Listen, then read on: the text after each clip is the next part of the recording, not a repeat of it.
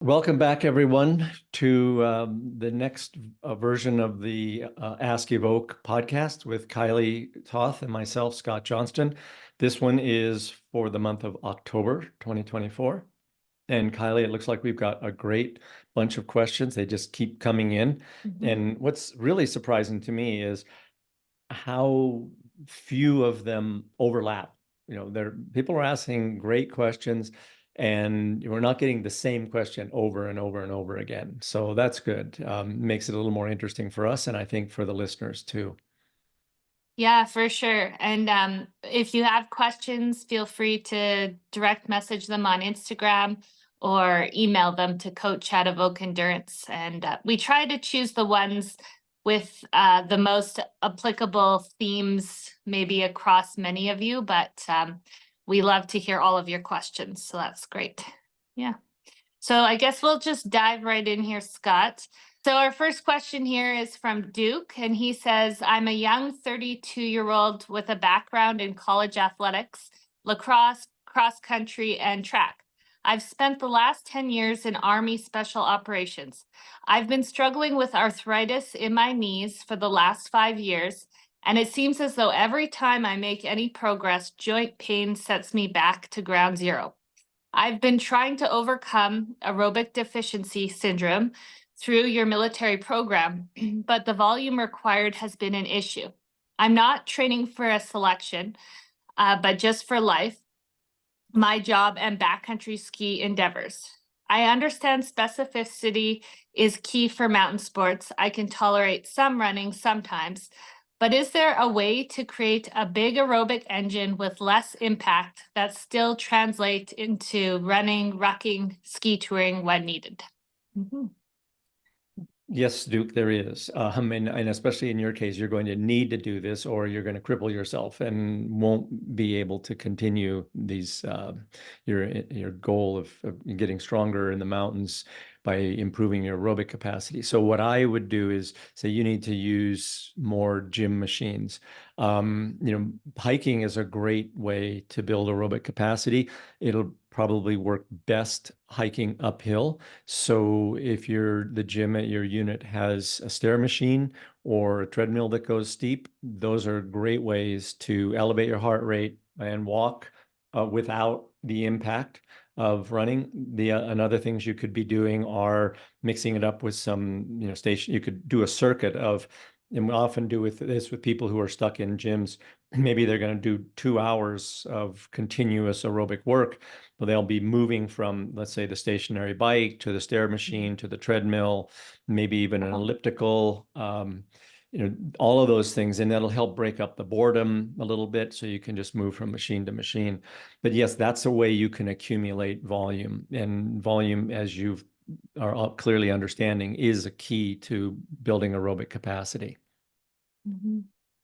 Yeah, I'd also remind people that training gains happen over time. So just stacking months and months, even of a little bit less volume, just the consistency will help versus trying to overload a week and flaring up your arthritis. So I think that's undervalued sometimes, just that consistency. That's why that's of the 3 cardinal rules about training, consistency is number 1. So Yes. because that's what pays off. Yes, Yeah. exactly. All right. Our next question is from Abdullah, and he says, hi, I have a query that relates to the max strength training protocol in training for the uphill athlete. The book states use the core and general strength programs in the transition period twice per week. Use the max strength in the early base period twice per week. However, it does not make any mention of what the max strength period entails as it relates to specific exercises. The glossary states that athletes should use a load 50 to 75% of their 1 rep max for general strength and 85 to 90% of their 1 rep max, I believe, for max strength. I assume that Scott intends the same exercises outlined in the base period should be used in the max strength period, all but with a different load. Is this correct? It is correct. And you probably noticed that there's nowhere near as much emphasis in training for the uphill athlete book on strength training as there was in training for the new alpinism book. And that was partly due to just editorial decisions that had to be made of like, what can we cut? What can we keep in? In light of, we're actually working on a strength for runners article right now, because I do Mm. think strength is important for mountain athletes or around runners and skiers, but it doesn't carry quite as much weight in the running community, let's say, as it does in the mountaineering or alpinism community, where people have to carry a heavier pack. So hang tight on that. Hopefully, in the next month or so, I'll have an article about this. But in general, yes, you're doing those early that conditioning period of general strength early on to prepare you for the higher resistance of the max strength period that comes later. Yeah, I'd say too, just hearing what you were saying, Scott, um, in years of training as an athlete at the training center, it's not exciting, but a lot of exercises stay the same from max strength to hypertrophy. Your deadlifts, your squats, your Bulgarian split squats, and you just changing the load, like he was saying, and the number of reps, and sometimes the tempo. But you can really get a good strength workout without getting super crazy and fancy. Mhm. Yeah, and we've definitely tried to keep the strength side of things very as simple as possible and as specific to the sports that we do as possible. I mean, you'll notice in the books and articles and all the talking we've done. I mean, we don't talk about strength training for, let's say, bench press, for instance. Mhm. I mean, it's a fine exercise, but it's not really very important for the kind of things we do. Yeah. So yeah, in order to, most, and especially endurance athletes, you've got a limited amount of time to train. Most of your training time is going to be spent outdoors running around in the mountains. That Yeah. doesn't leave a lot of time left over for a gym. And so when you go into the gym, you don't want to be spending 2 hours trying to hit every muscle group in your body. You just need to Mhm. focus on the ones that are going to be the most beneficial for your running. Yeah. No, that sounds good. Our next question is also on strength, so we'll just go there, and it's from Matt. He says, I'm a 40-year-old male who's been active all my life, but has transitioned from anaerobic to aerobic training over the past 5 years. I've noticed a significant decrease in muscle size slash strength during that time, likely because I haven't been doing any resistance training. As I age, I'm looking to begin resistance training again, in addition to continuing my endurance training, to help delay the onset of sarcopenia. My question is whether, for the purpose of delaying sarcopenia, my weight training should focus on hypertrophy, example, multiple sets in the 10 to 12 range, or is just focusing on pure strength, fewer sets, 3 to 6 rep range with higher weight sufficient? Thanks for all your amazing content, Matt. Well, Mandy, it's a great question. And a lot of our, you're in the age group that a lot of our listeners are in. And as we age, strength and muscle mass does decline, as you pointed out. And the only way you're going to really keep that muscle mass or slow the decline will be with some hypertrophy training. The problem with, as you probably are well aware, given your background, hypertrophy training to really be effective means going to failure in every set, because that's what stimulates the muscle growth. And you're not going to see much hypertrophy with max strength. It will keep you strong. And if your goal is, let's say, to be running in the mountains, then carrying a lot of extra muscle mass, and we've got a question coming up soon about this, Mhm. carrying a bunch of extra muscle mass is not going to help you. So you're going to have to reach some kind of a trade-off here. Maybe it's one day a week where you're going to failure in your sets, and the other day that's more focused on max strength, where 3 to 4 or 5 reps. I I tend to do that myself. I'm much older than you, but I noticed that if I don't do a little bit of hypertrophy training, I've definitely lost muscle mass in the past dozen years or so.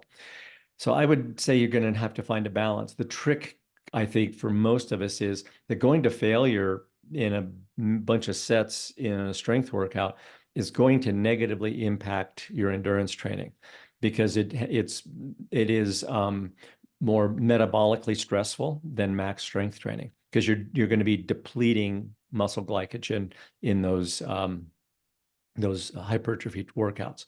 So it's a balance, and there's no perfect balance. So you're just going to have to mess around with it and try to find what works for you or the balance that works for you. But clearly, I mean, it's quite normal to see people who have a background in speed and power and anaerobic type sports lose muscle mass when they start doing a lot of endurance training. And that we'll talk a little bit about in this other question later about the signaling pathways that are turned on and turned off with this kind of training. So, what you've experienced is normal. It might very well be that you have maintained more strength. If you're not too concerned about size, then I would stick with the max strength because, being strong and light from a standpoint of being an athlete is better than being heavy and light unless you're an NFL lineman or something.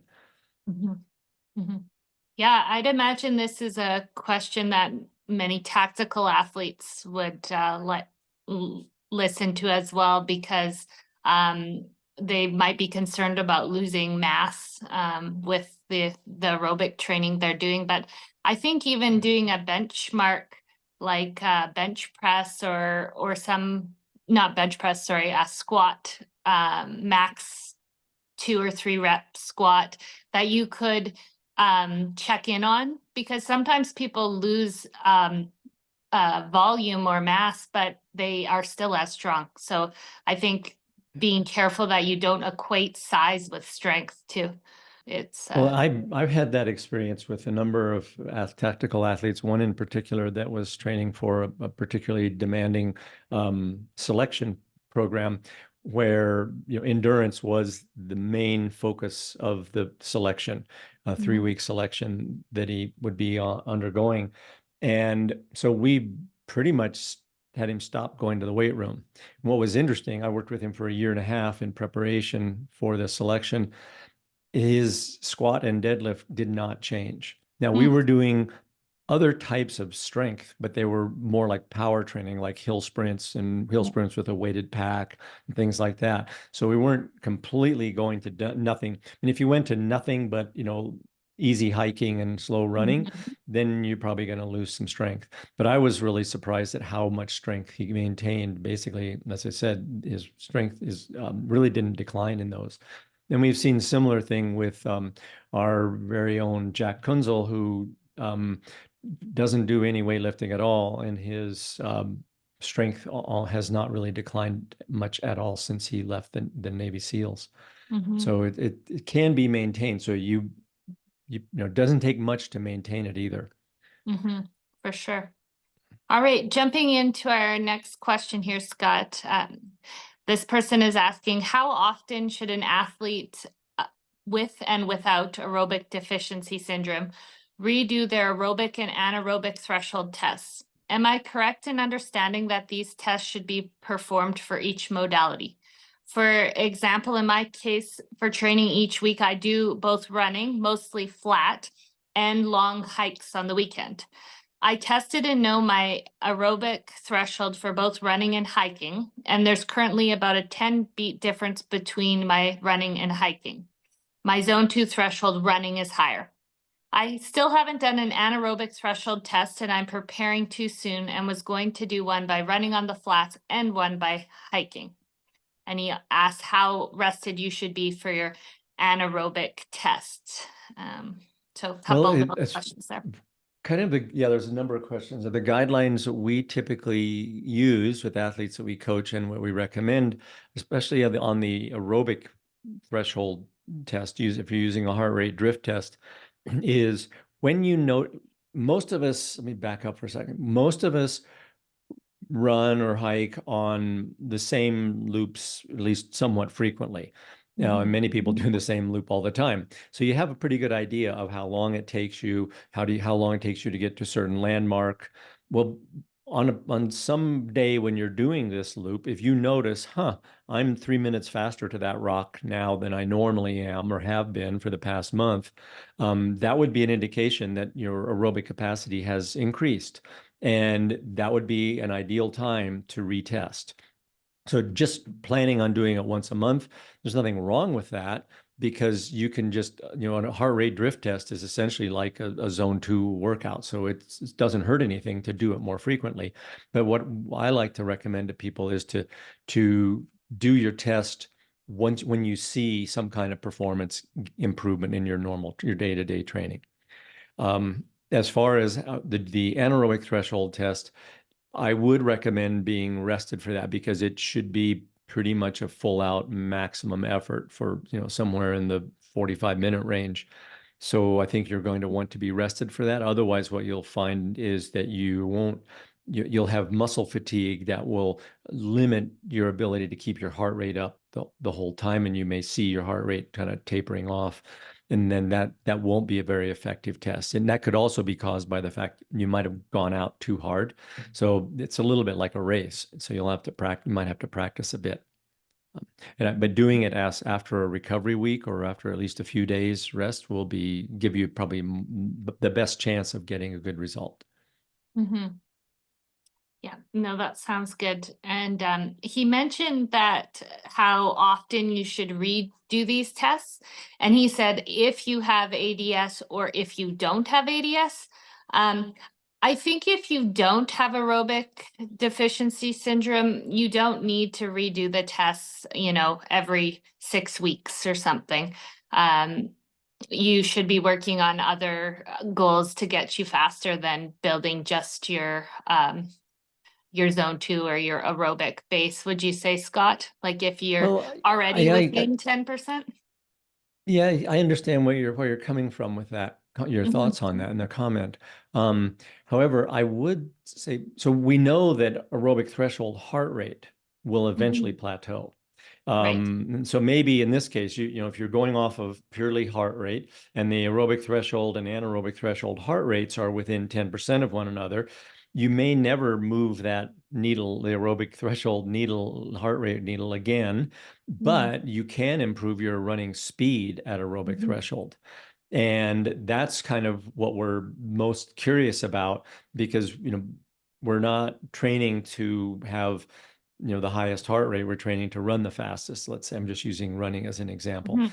Yeah. So I think you can, I mean, I've seen people improve their aerobic threshold running pace for 10 years continuously, even though their heart rate plateaued after a while. So I think can be some benefits, but you'll be able to determine this if, let's say, like I said, you're running this same loop that you always do, and you're running, let's say you're running it at 150 heart rate that you decided that's your aerobic threshold, but one day it's 3 minutes faster than it has been in the past.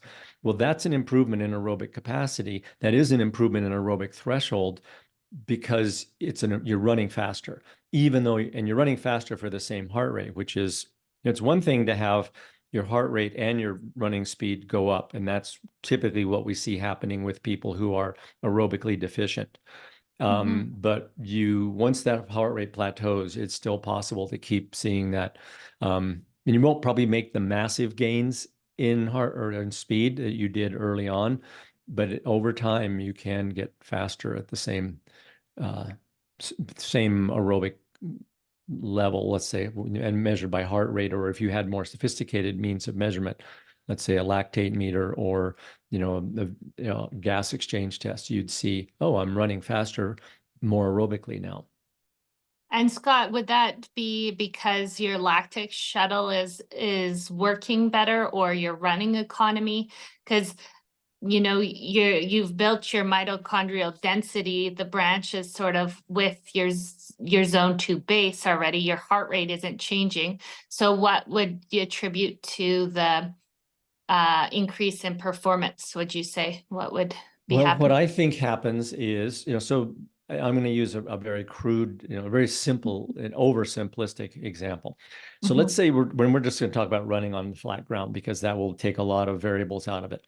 But let's say you're running at a 10-minute mile pace, which for many people would be attainable aerobically, in their zone 2.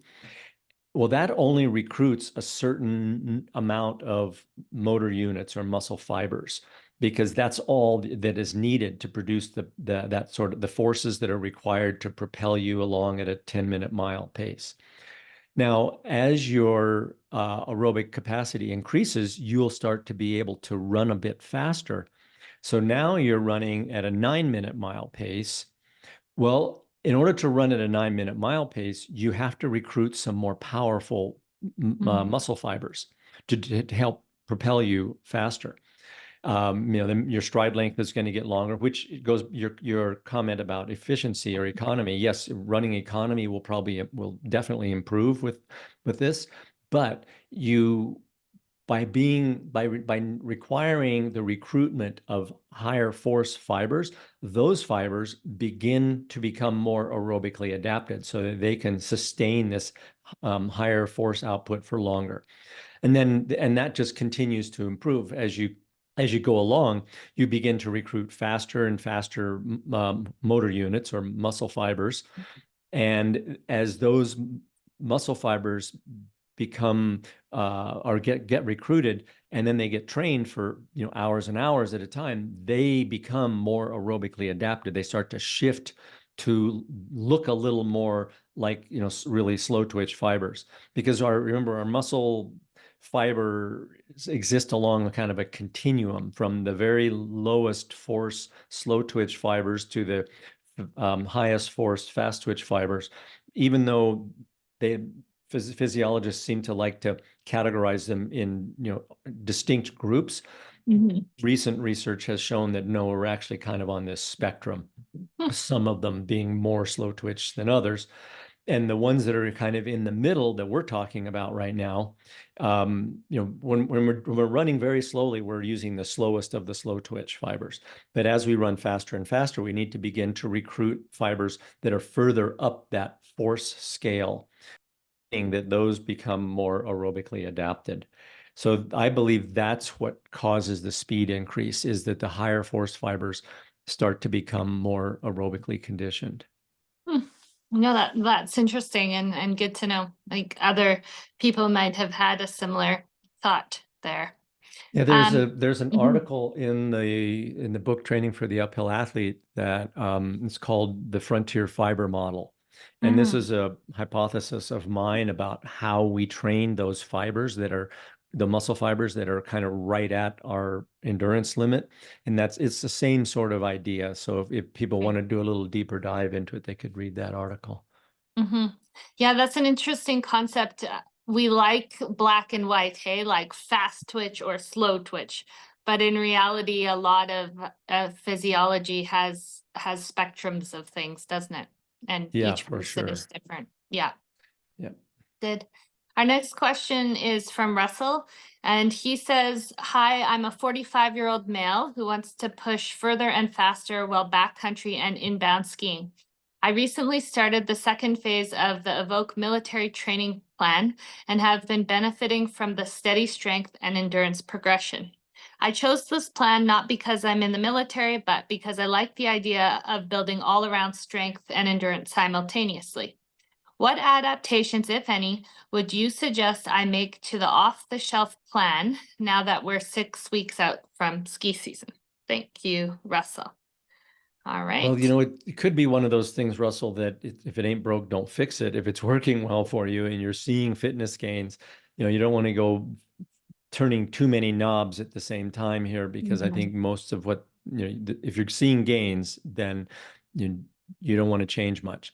The one thing you might want to consider for coming into ski season would be to do some specific uphill hiking with a weight, with a pack, because you're ski touring, you're probably going to be carrying, 10-kilo pack at least. Um, and so I would suggest going out and doing some uphill weighted hikes. And if you don't have access to real mountains or big hills where you live, you can do this on a stair machine or an incline trainer. But I think that'd probably be the only knob I would twist at this point in your program with that, because you're seeing good gains. Mm-hmm. Yeah, I'm not as familiar with the military one, but I've written the ski ones on our site, and probably the only difference would be what Scott said, hiking uphill with poles. And then in all the ski programs, there's a little bit of like dynamic strength. So a bit of agility movement to mimic downhill could be something you want to throw in there as well. Yeah. Because skiing's so dynamic. Right.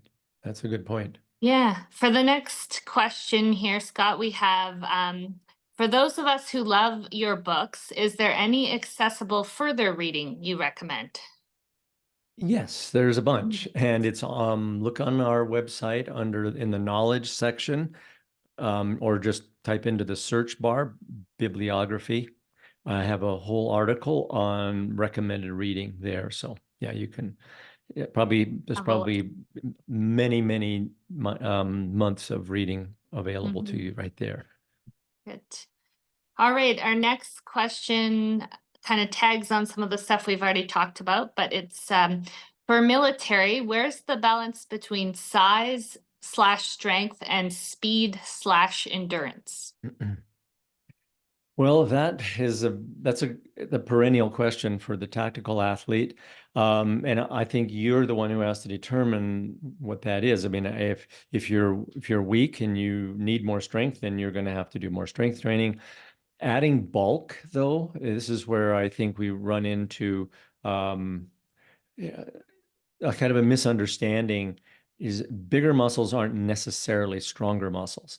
And so adding muscle mass to, if that's your goal, then there's no way you cannot have that negatively impact your running endurance and your speed endurance.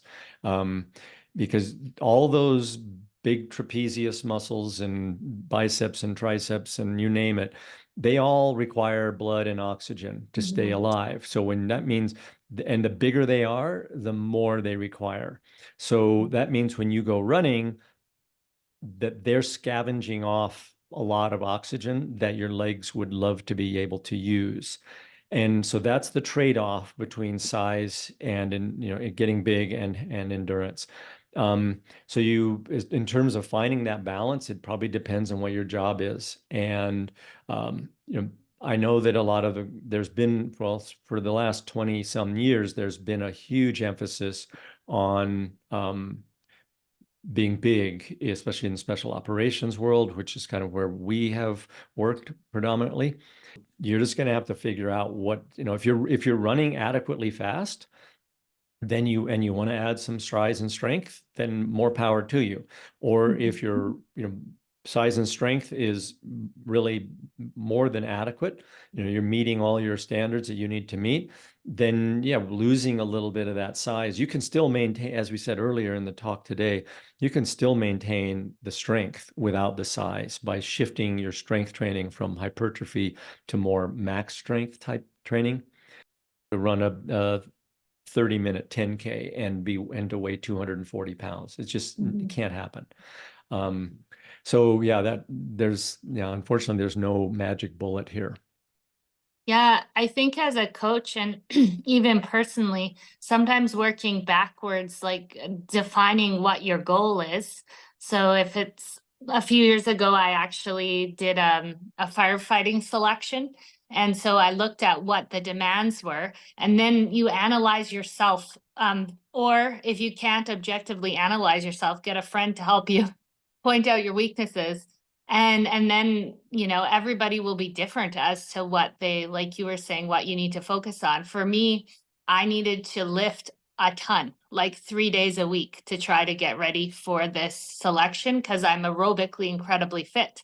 But that was a weakness, right? So, and same, I worked with a hockey player once, and he was extremely fast, but he was getting destroyed in the boards. And so, he needed some size so that he could make it to the next level. So I think it's assessing your needs with that ultimate goal. as the guider, right? In Yes. light of your own physiology. So it's super Yeah. important. Mhm. No, that's a very good point, Kylie. I should have brought that up too. But I think, it depends. Like for the guys that we work with, a lot of the military guys we work with are headed for some type of selection. Mhm. Most of these selections that are people are using to gain a higher level in special operations are heavily biased towards endurance.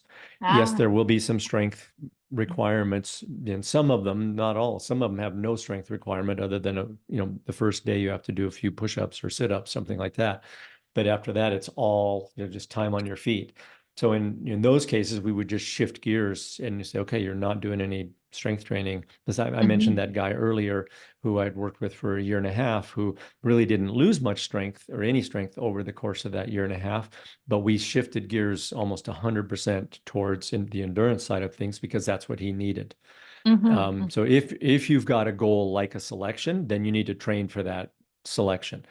If you're just doing this and wanting to know in general, then it's a little more challenging. But I Mhm. do know we get this question a lot because a lot of guys are worried that if they start training for endurance, they're going to lose that size. And again, size may be an advantage in certain circumstances, but I'll use an example of our own Vince Pikowski, who won the Best Ranger competition in 2021 with his partner. Um, that competition it's basically, this is the ideal Ranger, which of course is one of the elite special operations groups in the US. And so they're telling you that the person who wins that should be kind of the ideal size, weight, strength, Mhm. speed, endurance, that have all those things. And of course, there's tactical events in there sprinkled in there too, but it's I don't know, how many, 75, 80-hour event. Um, and Vince is 100 and probably 155 pounds. And so is his partner. Typically, the winners of the best Ranger competition are almost all, under 170 pounds, 175 pounds. So if that's what it takes to be the best ranger, and that's kind of the archetype that you're shooting for, then why is it that people feel they need to be, 240 pounds? Mhm. So I don't have the, a big axe to grind about this, but I know we see a lot of guys who come to us who are so much stronger than they probably need to be. And they're Mhm. afraid of losing that massive strength to gain Mhm. some endurance, but their weakness is really in the endurance field. I mean, they struggle to run a 13-minute mile aerobically. And so they can't, they can barely meet their qualifying for the 5 mile tests that they have to do. Mhm. Yeah, I think this thought is or this topic is quite complex because it also brings in to consideration like aesthetics too. There's so many different Mhm. things that factor into this. I know Sure. on the endurance side, I annually or multiple times a year get asked, should I be lighter for uh Hmm. this performance? And there isn't like just like military, there isn't a one size fits all answer for that. I think the biggest thing I always say is, do you want to look a certain way or do you want to be fast at your sport? We want to Because perform. Yeah. that's the focus. It's not, it shouldn't necessarily be about just how you look. Yeah. It's kind of like being I like the analogy of like you're like a race car, if you fuel it Hmm. well and more utilitarian. Yeah. But I know it gets complex for people, for sure. Just One of an interesting thing Vince told me when he did some research years ago, and told me that the average weight of the soldier that landed on D-Day was 138 pounds. wow. Yeah, and these guys, and there was no lightweight gear back then. Rifles were heavy, Yeah. packs were heavy, everything was heavy. And those guys walked and fought their way all the way across Europe at 138 pounds. Yeah. So, the fact that we've just gotten bigger, of course, and people are, we Mhm. eat more, and in general, people are bigger, but that does show that, they were fighting machines. Wait, We would probably call them, scrawny by today's definition. yeah, Um, yeah, yeah. no, interesting. All right, our next question, I think we've had this one before, but I'm sure it's common for lots of people to want to know this. If you're aerobically deficient, how many hours per week minimum of zone 2 to see a change? Yeah, that is a good question, and it's going to be dependent on several factors. Obviously, volume is really important, and that's probably the one thing you can control. But age and your genetics are going to be another two other factors that that you really don't have any control over. But typically, what we will see if people are training aerobically, in zone 2 and below, um, 4 to 5, 6 hours a week, they're gonna see a significant change within 4 to 6 weeks. Then of course, then going up from there, um, and we often see people improve their aerobic threshold running speed by double digits easily, like 15 to 20% changes in speed over the course of 6 months. Mm. As Kylee said in the very beginning of this talk today, consistency is what's key here. Doing a week where you do 10 hours and then the next week you're so tired you can't do 2 hours, that's not going to get the same effect as doing, 4 or 5 hours consistently for weeks and weeks at a time. For sure. Yeah. Yeah, and as coaches, we train people with all different time constraints and train them successfully. So I wouldn't fear if you don't have a lot of time. It just takes longer, frankly. Yeah. Uh-huh. Yeah. How does long endurance training the day after strength training affect strength adaptations? So I'm assuming someone does strength workout and then goes for like a 5 hour hike or something. Well, Or or does this or mean the run. next day, 24 hours later? I Yeah, couldn't yeah, figure this out. I think the next day. Yeah, even if it's the next. So there's a theory, and I don't know how well, if it's very well proven, but I can very crudely and briefly explain the physiology of it, and you'll understand why these things do affect. We have another question very similar to this later on. So that hopefully this one explanation will suffice for both. And that is that when we do aerobic and long endurance training, aerobic training, it stimulates what's called a signaling pathway. And in other words, that's what signals your body to make these adaptations. And the signaling pathway, the primary signaling pathway that's upregulated or triggered by endurance training, is what's called the AMPK, or the adenosine monophosphate kinase pathway. Hmm. Well, when we do strength training, there's a completely different type of signaling pathway that gets turned on, and that's called the mTOR pathway. And there is a theory that these two things can conflict with one another. And it's the reason we've talked about it already a little bit today, when you take somebody who's well trained strength wise, or maybe they're fairly have big muscles, and you put them into a running program without much strength training, and you're going to see those muscles get smaller, because they're not getting the same stimulus. They're not getting that mTOR pathway getting signaled or stimulated, a couple times a week. And so it's the reason that you won't find like bodybuilders going and doing easy running. That would have the negative effect on size. Mhm. So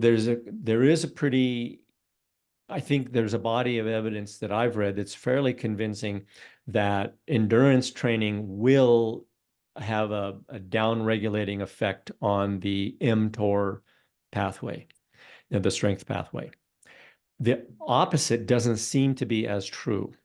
Doing strength training does not seem to, from what I've read, and also from, I guess, my experience, we often do strength training with our endurance athletes. If you did a heavy strength session in the morning and then in the afternoon you went out for a run, then you're probably going to notice, oh, my legs feel kind of heavy, but it's not going to have the conflicting adaptation type of effect. So I would say doing an endurance training day and then the next day doing strength, that's very common in the endurance world. So yeah, I don't see any problem with that. But hopefully now I've given you just a little bit of the background on why this can be a Mhm. problem. No, it's interesting because maybe many of our listeners can attest, and myself included. It certainly feels like you are stimulating a different place in your body, in your brain, doing strength versus your running, even fast running. So that was good insight Yeah. there. Really interesting. How much should one run during the winter season, given that this person ski guides 5 to 6 days a week, a mixture between 5,000-foot winter touring days and downhill tram access guiding? He's from Jackson Hole.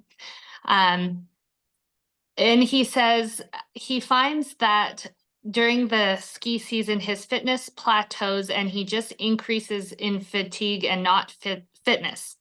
Even with rest days, I find the slower pace of guiding still doesn't build much fitness.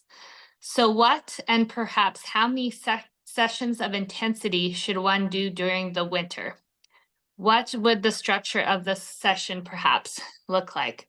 Yeah, this is a good question. I've trained guides before, and they seemingly enter into a humdrum of the same pace, day in, day out Yeah. grind.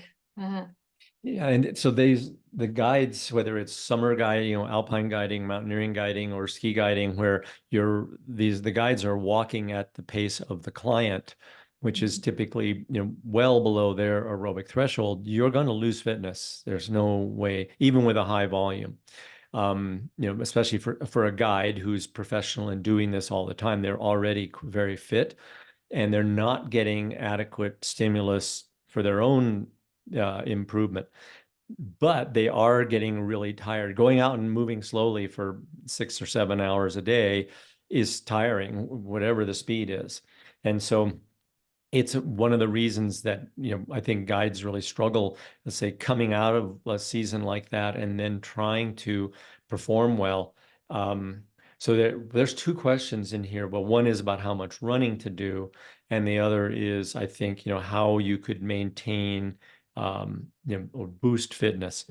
Well, but I do want to say that the fatigue is probably they're going to be the limiting factor in all your training. I mean, if you're finishing the day and you're pretty wasted, there's no point in going out and doing hill repeats behind your house on foot running. If anything, you might be able to fit in one or two short speed power type sessions, hill repeats, something like that, that's short and very intense, but not aerobically or metabolically particularly demanding, like, going out for a 3 hour run. You're not going to have the time and the energy to do that, especially with short daylight hours. So that would be I think my question, or my answer for that would be, just, with your occupation, you're going to be compromised. There isn't going to be a way to significantly build a lot of fitness over the winter, when you're guiding 5 or 6 days a week. That's a very demanding job. mhm. Yeah, with the one client, he was actually trying to pass his full ski guide exam last year, and I was coaching him, and he also had to guide during the year to get his experience. Um, and for sure, just tacking something on at the end of a day is not your best bet. But we did try to do one interval session a week, usually at the end if he had a rest day, just to get his leg speed and his heart rate up a little bit once per week. Yeah. Yeah. Yeah, that is it's a real, I mean, we get this kind of question a lot from Mhm. guides, who have, they want to improve their own fitness, but their job is so physically demanding. It's Yeah, it's very difficult. So the for big thing sure. I would say though is to pay a lot of attention to your fatigue. The last thing you want to do is just train yourself into a hole. All right. The next question we have is from Pedro. He says, I've been watching the technique of some VK specialists, and while some athletes, such as Urban Zemmer, tend to power hike, others like Remy Bonnet or the Kenyan Patrick Kipgino seem to prefer to stick to a high cadence run. One thing I've noticed in the latter group is that their stride seems quite springy, as if as soon as they contact the ground, their legs return a lot of energy that propels them up and forward, like some sort of grasshopper people. My question is, how much of a role does something like tendon elasticity play in uphill running? If relevant, what are some effective ways to improve said elasticity and rebound? And would this be something that's worth working on through the entire season? Well, that's a great question, Pedro. I would refer you to an article I recently published on our website that's called Training for Mountain Running. And in it, I reference a couple of studies done on mountain running where they're trying to ascertain whether it's faster to run or walk uphill. And both of those studies were done by looking at VK specialists. They were testing world-class VK runners. So you might find, I mean, I don't go into any depth about the article, or excuse me, about the studies in that article because it's not very relevant. Most of our folks are not VK runners, but I do have references to those studies that you could go read about. And I found them, they're quite interesting. I just didn't think the takeaways were applicable to ultra runners, which mainly our main audience of mountain runners is people who run for several hours at a time. But in your case, I'll do my best to try to answer this. I think there's no question that tendon elasticity would play a role in running more than in walking, even though there's nowhere near as much impact force in a uphill running as there is in flat running. So, but you still are stretching, especially the Achilles tendon, because if a steep enough hill, your heels may never even touch the ground. You may just be running kind of on the balls of your feet up the hill. So I think there is some benefit to improving elasticity, and jumping exercises are the best way to do that. So, you might start off, if you haven't got a lot of background in jumping, is jump rope. That is a great way to, use both feet and jump over the rope with both feet at a time, not a single foot jump rope, because you don't want to hurt yourself. Jump rope or any kind of jumping exercises can be a good way to injure the Achilles tendon or inflame it at least. So I would recommend starting with something like that, and then you can do single leg hopping. You can jump down from a box onto the floor and then back up onto another box to that. But those would be much further down. You might want to spend at least a couple of months with little daily, like 1 minute of jump roping. If you're not accustomed to these ballistic activities have a very high potential for injury. So you need to be pretty careful with that. Mhm. Yeah, Scott, interestingly, just reading his question, and then I'm familiar with a few of these runners. Remy Bonnet has a similar style in schemo too. He runs, and I've Mm-hmm. always attributed it to his strength to weight economy as well. And when I've Urban Zemmer, who he says power hikes, I guess he's quite a bit heavier. I've seen him on, not in person, but pictures. He's much more muscular than Remy Mm-hmm. or the Kenyan Patrick. So I wonder if that has something to do with it as well, like muscle mass. It's a really good point. And if Patrick Kipnigo, Kipnijono Mhm. looks anything like your typical Kenyan runner, yes, He he's does. probably Yeah. quite light. Yeah. He's probably very light. What gradient does it become more efficient to hike? And this is something I recommend people try out. You probably have a hill, Pedro, that you train on Well, Mhm. go out there and try it running and try it hiking. Look at, record your heart rate, record how long it takes you to get up the hill.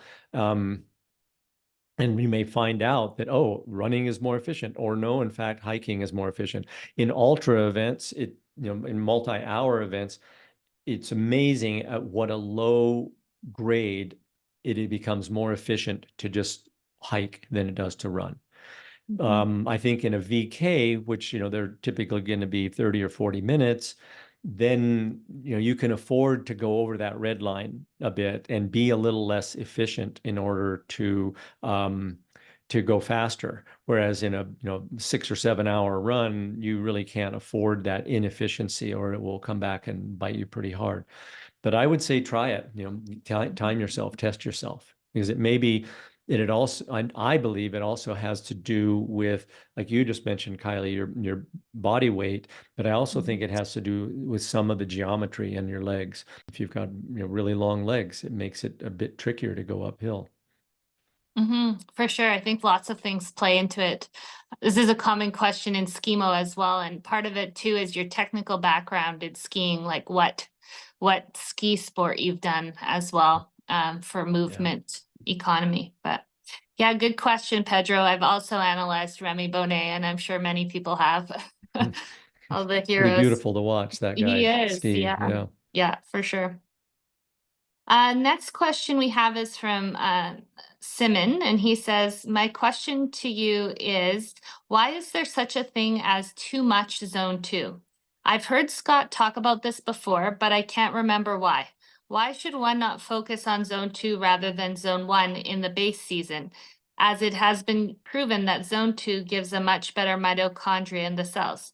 Is it because the speed in zone two is too much strain? Isn't the goal to build the largest possible aerobic base, or will it be more effective to train zone three eventually?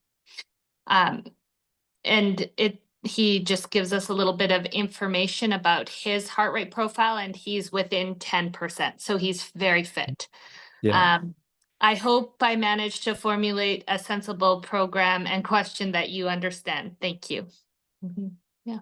It's a great question, and it is one that I think there's much misunderstanding or miscommunication, I should say, about this. We hear a lot of talk these days about zone two, but not too much talk about why zone two can become a bit dangerous for a fit athlete. And that, as you nailed it here, Simon, you said, is it too much strain? Yes, let's just take it as an example, an extreme example, that, of course, but as an example that I think will illustrate the point. If we look at someone like Eliud Kipchoge, the world record holder in the marathon, his world record pace is somewhere in the neighborhood of 4:35 per mile. It's just ridiculously fast. Most of us couldn't run one lap around the track at that speed. Um, but that's probably just slightly, in terms of metabolism, it's a little faster than his aerobic threshold pace, but not much. So let's say his aerobic threshold pace turns out to be, 4:45 instead of 4:35 per mile. Well, you can imagine the beating that running 4:45 miles, day in and day out, if every time he went out the door, he was trying to run in zone two at a sub 5 minute mile pace. It wouldn't take very long before that would have a pretty negative effect on him. Not so much, you're right, it will stimulate aerobic development by stimulating more mitochondria in the muscle cells. But neuromuscularly, it's very hard to run that fast. It takes a lot of, when I say neuromuscular, yes, it takes a fair bit of muscle power, but those muscles have to be fired by the nervous system.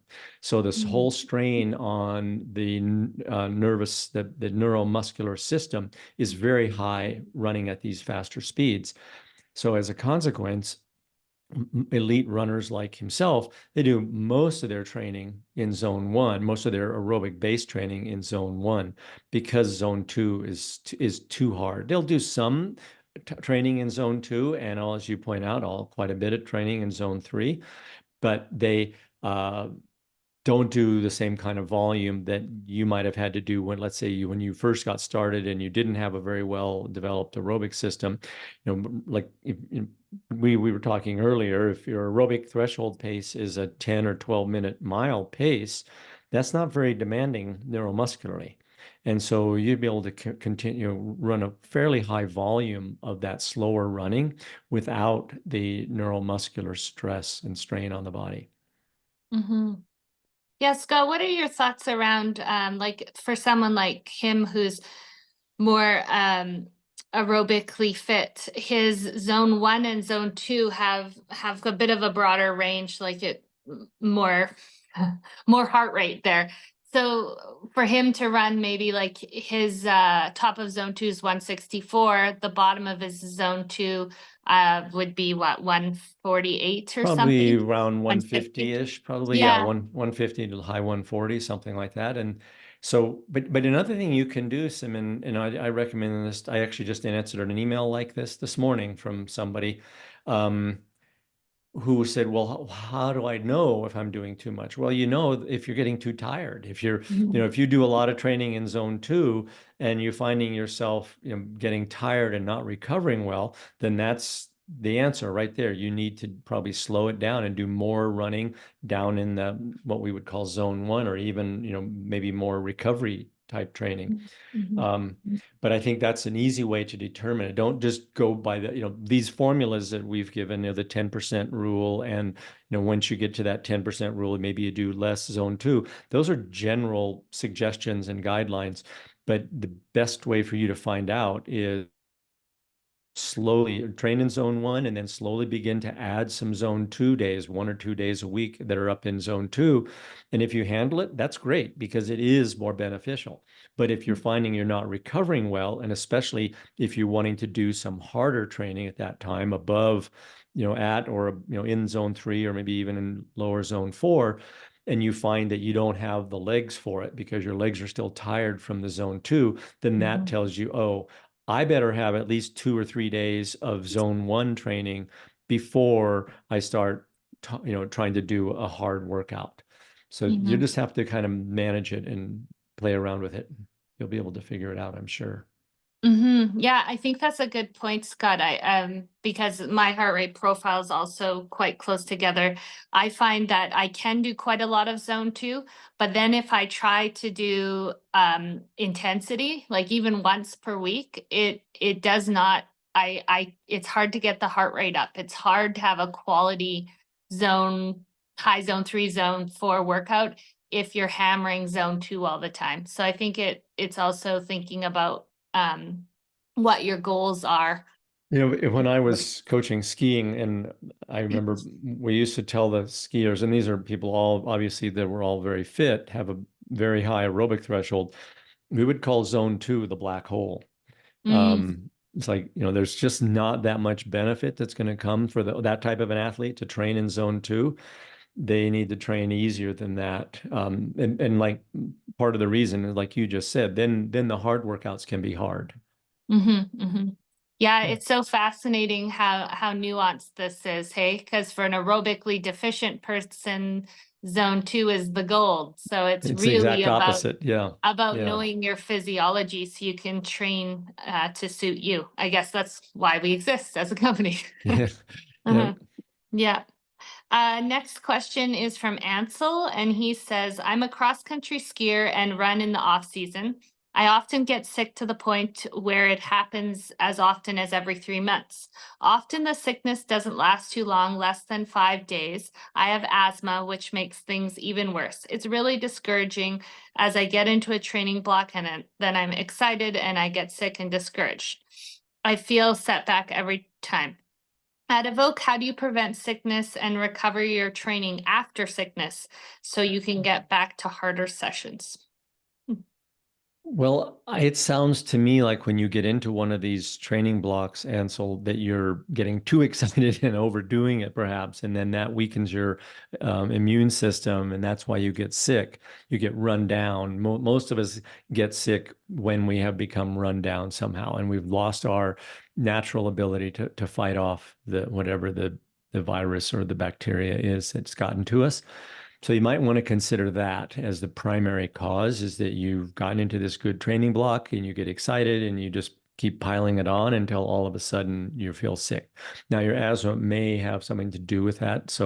And I'm not a doctor, so I couldn't begin to tell you, but I think it's worth considering that because that's what it sounds like to me. And then how do you recover? What I normally suggest to people is that for every day you lost to illness, and let's say you have a 5-day illness, like you've mentioned here, that you have an easy aerobic day. And that's because the thing that gets hit the hardest when you stop doing endurance training is the aerobic capacity. It goes away the fastest. So, but the nice part is it will recover pretty fast too. And if you've ever tried to go back out and train on, let's say you were sick for 5 days and you go out on day number 6 and you try to recreate what you felt like on before you got sick, the day before you got sick, you're going to feel poorly. You're not going to perform well. You're going to feel weak and sick and tired, maybe. And that's depressing and discouraging. So don't even try to replicate what you were doing right before you got sick. Give yourself 5 days of easy volume where you gradually are building back that aerobic capacity. Because remember, the aerobic base is what supports the harder training. And if the aerobic base goes away pretty fast, I think it's a graph or there's a picture, and I think it's in training for the new alpinism, that showed that in 5 days of bed rest, mitochondrial mass was decreased by 50%. Or no, excuse me, not mitochondrial mass, the cytochrome C, the aerobic enzyme, which was a pretty good proxy for aerobic capacity. And that 5 days of bed rest cut the cytochrome C enzyme in half, 50% loss. Wow. So when you come back, of course, you're not going to feel very fit because you don't have the aerobic capacity. But luckily, that comes back quite quickly. So be nice to yourself for the first few days coming back. And usually what you'll find is, after several days, you'll say, okay, now I start to feel normal again. Now I'm starting to feel my strength. But if you come back and try to hit the ground running on day number 1 after being sick, you're going to potentially set yourself back for more sickness. Maybe you're going to turn that chest cold into bronchitis. It lasts for 3 weeks. But at the very least, you're going to feel like crap and you're going to think, boy, this sucks. I'm terrible. I'm worthless. Why should I bother to continue doing this? We've all done that to ourselves too. So just be careful for those first few days. Yeah, that's good advice for sure. Our next question is from Austin, and he says, I have a quick question about nasal breathing. Is it beneficial to do full, easy runs only breathing through the nose, or is it more just an occasional check-in tool to make sure you're going easy enough? It's not uncomfortable to breathe through my nose, but I do notice my heart rate is slightly higher when I do it exclusively for a run. Yeah, this is a question I haven't been asked for quite a long time because people, I think, for some reason, I didn't ever intend it this way, thought that when I suggested using nose breathing as a means of controlling the intensity, thought that there was something magic about breathing through their nose for the whole run. Now, there is a school of thought that believes that nasal breathing has some significant benefits. And there's a book called Breathe, in fact, that covers this subject. I read it a few years ago, and it lays out some quite interesting, theories and speculation about nasal breathing. And I think some of it's actually been proven, but that's not why we recommend it. I'm not going to take one side or the other in that, nose breathing being beneficial health-wise, or even, for sports performance. I don't have enough information to say, but we use it primarily just as a check on the speed you're running. You can use it, or you can conversational pace is another way to monitor it. If you're not using a heart rate monitor, if you're trying to go totally by feel or low tech, then I would use, conversation pace, or, breathing through your nose. But just, if you can breathe through your nose for a couple of minutes and your heart rate is, 145, then you'd say, okay, that's probably, but if I go a little faster than that, suddenly I'm going to need to open my mouth. Then okay, I'm pretty close. I'm somewhere around the aerobic threshold. Yeah, no, I've never thought of doing a run only nose breathing, but yeah, it's that I have seen that book though. It could be interesting. Haven't read It it. is. I found it quite interesting. Yeah. And another thing, if you ever get it, if you're on a Google or excuse me on a YouTube search one day, search for David Rudisha setting the world record in the 800 meters in I think it was around 2011. It was right before the Olympics when he won a gold medal and broke the world record in the 800. And it's in one of the Diamond League meets. I think it's in Spain. Hmm. And there's a close-up shot of Rudisha running down the final 100 meters or 200-meter the curve and this final straightaway to the finish line in the 800 meters with his mouth shut. I Wow. mean, this guy's That's breathing through his nose in an 800 meter. And crazy. and of course, everyone behind him looks, mouth agape Yeah. and trying to get all the air in that they can. Their heads are thrown back, and he Yeah. just running along, relaxed looking. I mean, he's my favorite runner to watch run. Yeah. Yeah, it's beautiful. That's remarkable, actually, It is. I don't know that he what can do that. Yeah. I can't imagine what his physiology must be like to be able to run the record is 1 minute and 40 seconds for 800 meters. Wow, that's incredible. Yeah, no, I universally hate racing photos of myself actually personally with skimo because I'm a mouth breather and then I eat gels and then it all Mm. it's real ugly. Looks like I'm bleeding if I have a red gel or something. The Yeah. complete opposite of that, but Yes. interesting. All right, the next question we have here is, with ski season approaching, how should I modulate my training to take into account resort ski days? I try to resort ski every Saturday and Sunday, along with periodic weekday and week-long ski trips sprinkled throughout the season. These can range from 3 hours a day to 7 hours a day, depending on conditions. I do not necessarily feel sore the next day, but sometimes I feel low-level fatigue just from the length of the day. I do not have any specific events planned for the winter, so I don't mind interfering with training, but do want to be smart about how I adapt my training schedule around this. Obviously athlete specific, but would layering any low intensity zone one work in the evening after a ski day be beneficial towards adding an aerobic stimulus over the weekend? Also, should this factor into my total weekly/annual hours of training volume? Okay, let's answer that last question first. I like to have my athletes track all their training. Yeah. Even if it's a recovery walk in the evening, you might as well, but you need to be consistent. If some days you don't track it and other days you do, it's not going to do you any good. So if decide what you want to do, but I think it's more beneficial to track all your training, so you have a record of it.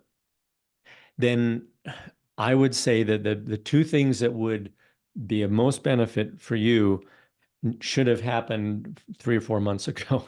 So Mhm. they should have been do a big high volume of aerobic work and get in some specific muscular endurance work, especially, if you're doing hard downhill skiing 2 days a week, you would be wise, and you still have some time now, perhaps I'm not sure where you live, but I know where I am in Montana, we don't have snow yet. So we still got a couple of months probably before we're going to really be doing a lot of skiing.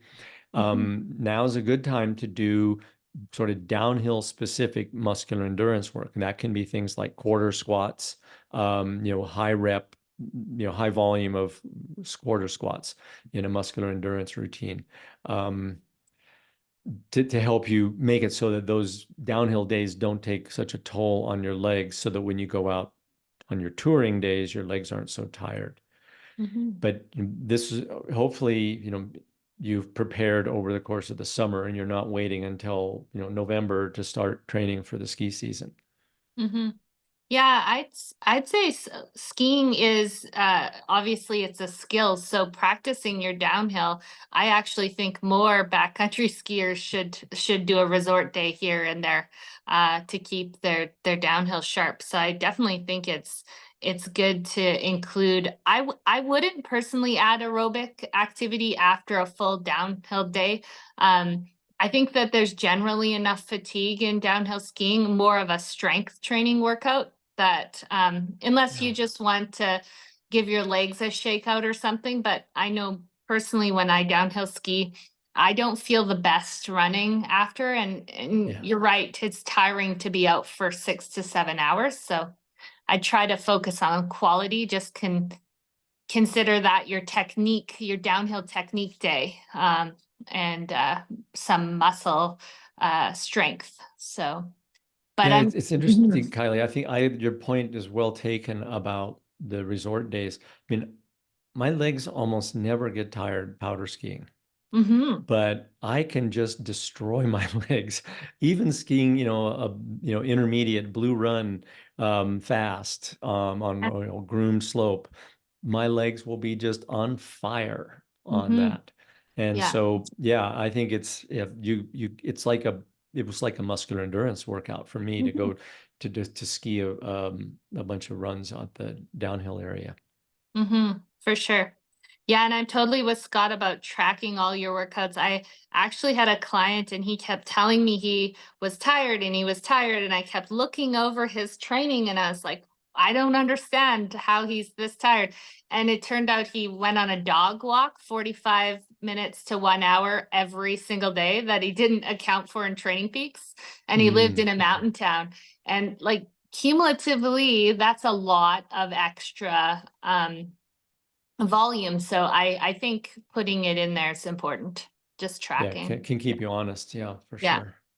So the next question is very similar to the skiing, but in a climbing context. So I'll just read it here. Um, in a day of rock climbing at the crag with a short 15-minute approach, a day is typically 3 to 4 hours of harder climbing, or maybe 3 to 5 hours of easy climbing, often setting up top ropes for friends and belaying more than climbing. A hard day is usually easier to schedule for, which is pretty physically and mentally tiring. But the easy day is challenging as I typically feel a low level of fatigue from the length of day, but very little muscle fatigue.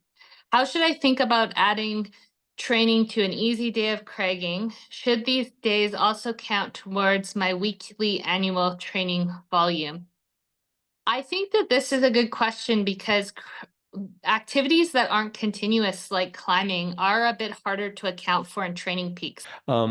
Yes, it should count into your annual training, weekly and annual training volume, because it could very easily be contributing to fatigue when it may not be beneficial. Standing at the crag for 5 hours is going to be really tiring, but probably isn't going to make you either a better climber or runner or skier. Um, Mhm. what I've done with a lot of the folks I've worked with over the years that do a fair bit of climbing, but they also have kind of more of a focus, let's say an alpinist who has more of a focus on endurance training, is I will have them do hard, let's say gym bouldering sessions or hard gym sessions as a recovery after a fairly big endurance day. They go to the gym, and maybe they're just doing some short boulder problems. And it's a little bit like doing a max strength workout in the evening after doing an endurance workout. What I have found over the years, and this may conflict slightly with what I said earlier about those strength and endurance conflicting with one another, but what I have noticed over the years with athletes is if they go into the gym and do a few very heavy lifts, not much volume, but maybe they just get in a squat rack and do some, 4 or 5 sets of heavy squats after a hard workout. Let's say they've done intervals in the morning, they tend to recover faster. And I believe that the reason for that is if you do it in the evening before going to bed, it triggers the release of growth hormone and testosterone, which are already going to be elevated at night. And I think it speeds the recovery. That's my theory. I don't have anything to back it up, but I'm sticking to it. So Yeah, that's I interesting. would use some hard training on your climbing days could potentially be done after a harder endurance session. Mm, Um, but yeah, it yeah. does get, when you start training, let's say for bouldering and running training, those things are almost at the opposite ends of the physiological spectrum for one another. So there's Mhm. no way you're going to be, building capacity ideally in both. So just by the fact that you're trying to do both of these things, you're compromising your training. And you wouldn't see Usain Bolt going out and training like a marathoner, for instance. That would compromise his sprint ability. Yeah, for sure. The next question we have is about tapering, and someone says, I'm starting the second week of a 2-week taper ahead of a 55-kilometer race this Saturday. My legs are feeling great, and mentally I'm itching for the race, so I feel like the taper is doing what it's supposed to do. However, this morning I had an easy run and then 4 by 2 minutes on, 2 minutes off uphill intervals. Using the same treadmill, same incline grade, and same speed setting, my heart rate was 5 to 7 beats higher than it was on a similar workout last week and the week prior. I'm not too concerned as my legs feel great, but any idea why that might be the case? I'm thinking it might be the result of my nervous system being rested and is now more responsive to stimulus, whereas in the past 2 weeks it was suppressed a bit from the high training volume. More of an That's exactly observation, but wanting to ask. Yeah. That's exactly right. Yes, your sympathetic nervous system is more rested now, so it's more easily it can respond more readily. I often see this with people who, let's say even when they return from a layoff of some kind, maybe they got sick for several days, they come back and they'll be an alarm because their heart rate feels high, but they'll say, boy, I feel really good. I feel really rested. Well, being rested with a high heart rate, remember, I've mentioned this a number of times over the course of the past few years, having a high heart rate with a low RPE is a really good sign. It means your nervous system is rested and you're ready to perform well when you see that. The opposite is also true typically. That is a low heart rate with a high RPE, high perceived exertion rate. That's a bad sign. That means you're tired. Your nervous system. When I say nervous system, I mean your heart, because your heart is driven by the nervous system. And so when you can't elevate your heart rate, but you are operating at a high exertion level, that's a sign that you're fatigued and tired. So that would be a terrible thing to have happening in your taper. But what's happening with you right now is perfect. Yeah, it means you're getting ready to race. Good luck and have fun on Saturday. For sure. All right, Scott, we've come to our last question here, and it's from Quinn. I think we've addressed this in previous ones, but we could address it quickly again today. He says, I'm aware of the fact that if you're doing both strength training and endurance training on the same day, that it's better to do it in 2 separate sessions so that the stimulus that you're trying to achieve is the most intense. However, if you only have a window in the day to do both strength training and endurance back to back, is there an order that's better to do it? Endurance or strength training first, and why?